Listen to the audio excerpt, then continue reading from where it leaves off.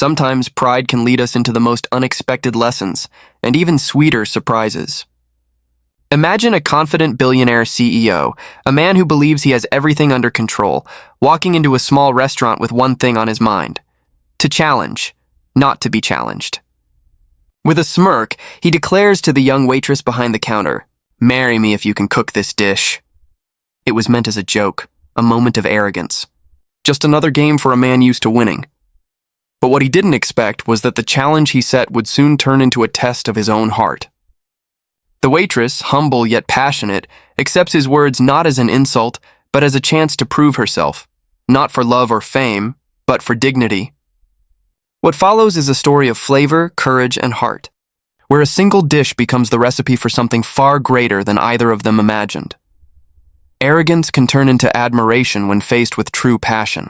For some people, success builds confidence, but for others, it builds walls. The CEO in this story was a man who lived behind those walls. He had everything money could buy: power, reputation, influence, and he had long forgotten what it meant to be challenged. Every room he entered bowed to his name.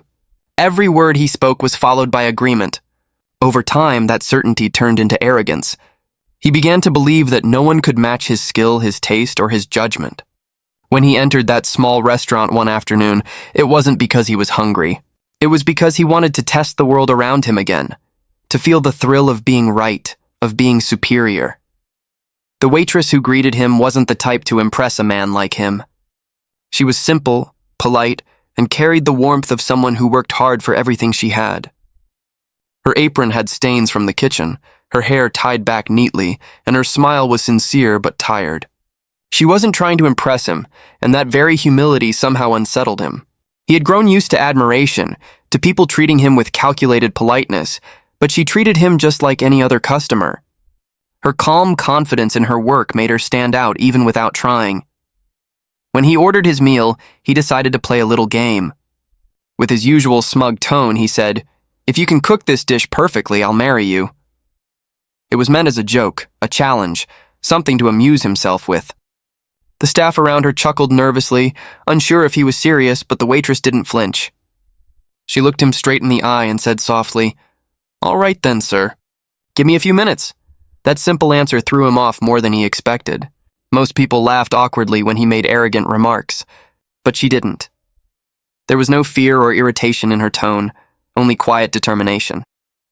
As she turned to cook, the CEO leaned back in his chair, half amused, half curious. He had no idea that those few minutes in the kitchen would become a turning point in his life. From his table, he could see her through the glass partition, moving quickly, gracefully, focused on her work. Every motion she made carried intention. There was no rush, no panic, no need to prove anything. She cooked with love, with passion, with care that came from something deep within her. He found himself watching, captivated, forgetting for a moment that he had been the one to issue the challenge. When she finally placed the dish before him, the aroma filled the air, rich, warm, and comforting. He lifted his fork, expecting to find fault, expecting to smirk and walk away with his ego intact. But the moment he took the first bite, something changed. It wasn't just the taste. It was the feeling behind it. It reminded him of something he hadn't felt in years: simplicity, sincerity, and warmth. It tasted like home, like childhood, like a time when success wasn't everything. For a man used to perfection crafted by professionals, this dish carried soul, and that's what disarmed him. He looked up at her, searching for words, but she only smiled faintly and said, "Sometimes a meal doesn't need to impress. It just needs to mean something." Her words struck deeper than he cared to admit. For once, he couldn't find a clever response. The arrogance that had driven him into the restaurant began to fade, replaced by something unexpected: admiration. It wasn't the kind of admiration born from beauty or charm. It was born from respect. He respected her courage, her composure, and her quiet pride in her craft. He began visiting the restaurant more often, at first out of curiosity, then out of something else he couldn't quite name. Each time he came, she greeted him with the same calm smile, never treating him differently despite knowing who he was. She never brought up his challenge again, but he couldn't forget it. The more he watched her work, the more he understood what made her different. She didn't cook for recognition. She cooked because she loved what she did. Every dish she made carried her heart, and he realized how empty his own success felt in comparison. The arrogance that once defined him began to crumble quietly. He started to see the beauty in things he had overlooked. The effort of the workers around him, the sincerity in small acts of care, the value of humility. The waitress had never tried to teach him a lesson, yet through her passion she taught him everything his wealth never could. He began to question himself. When had he stopped caring about what truly mattered? When had life become a series of victories rather than experiences? Her presence became a mirror for him. Each time he saw her, he was reminded of how far he had drifted from authenticity. He realized that her passion came from something real, not from ambition, but from meaning. She poured herself into her work without expecting anything in return, and that kind of dedication humbled him. He started to feel admiration not just for her skill, but for her spirit. One evening, after closing hours, he finally asked her, "Why did you take my challenge seriously?" She smiled, wiping her hands on her apron, and replied, "Because I take every dish seriously. Every person who eats my food deserves my best, no matter who they are." That single sentence stayed with him long after he left. It was a truth he had forgotten in his world of deals and deadlines, the value of giving your best. Not for recognition, but because it's who you are. In the following days, he found himself reflecting on everything she had unknowingly shown him. For years he had demanded perfection, but she reminded him that passion was what made perfection meaningful. He had valued success, but she reminded him that purpose was what made success fulfilling. Her fire, her love for her craft, her refusal to let arrogance shake her spirit, it all turned his pride into respect. The man who once walked into that restaurant with an ego left with a lesson. He came to challenge, but instead he was challenged, not by status, but by sincerity. In her passion, he found a beauty he couldn't buy and a strength that made his arrogance seem small.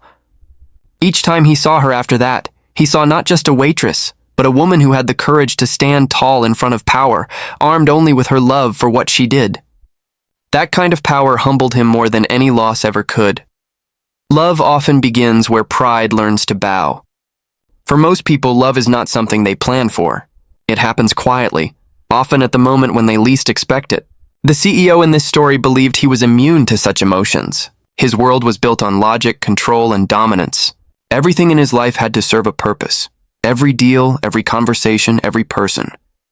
He saw vulnerability as weakness and humility as something he had long outgrown.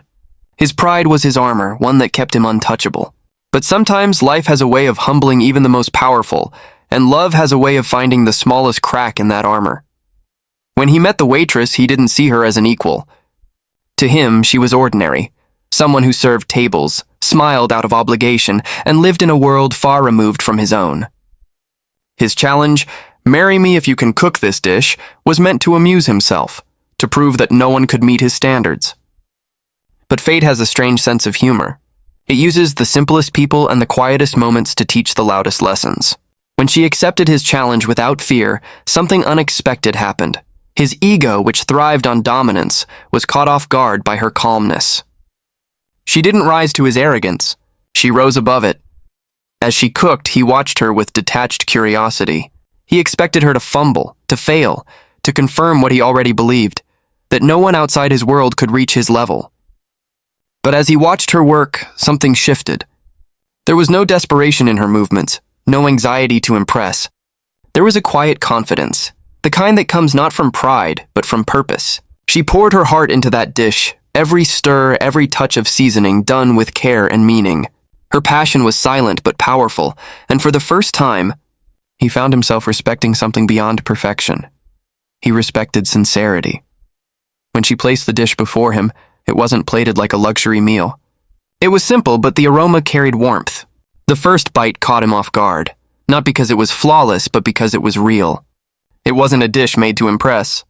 It was one made to connect. It carried emotion, something his life had long been missing. In that moment, something fragile and unexplainable stirred within him. Pride had kept him distant from others, but this small act of genuine care made him feel close to something human again. He had spent years surrounded by applause, but had forgotten what it felt like to be touched by sincerity. He didn't know it then. But love had already begun to take root. Not the kind born of attraction or desire, but the kind that starts with respect. He found himself thinking about her after he left, remembering her calm smile, her unwavering grace, the steadiness of her voice. It wasn't the challenge that lingered in his mind, but the feeling she left behind, one of peace, of authenticity. For a man used to chaos and control, that feeling was disarming. He began visiting the restaurant again, each time telling himself it was coincidence, but each visit chipped away a little more of his pride. The more he watched her, the more he understood that real strength doesn't come from status or power, it comes from humility. She didn't need wealth or recognition to feel fulfilled. Her sense of purpose came from doing what she loved, from serving others with care. Her kindness wasn't for show, it was who she was. The CEO, who had spent years measuring success in numbers and achievements, began to see the emptiness behind it all. She made him realize that pride isolates, but humility connects. He started noticing small things. The way she treated every customer with the same respect. The way she stayed late to clean without complaint. The way her laughter carried lightness even after a long day.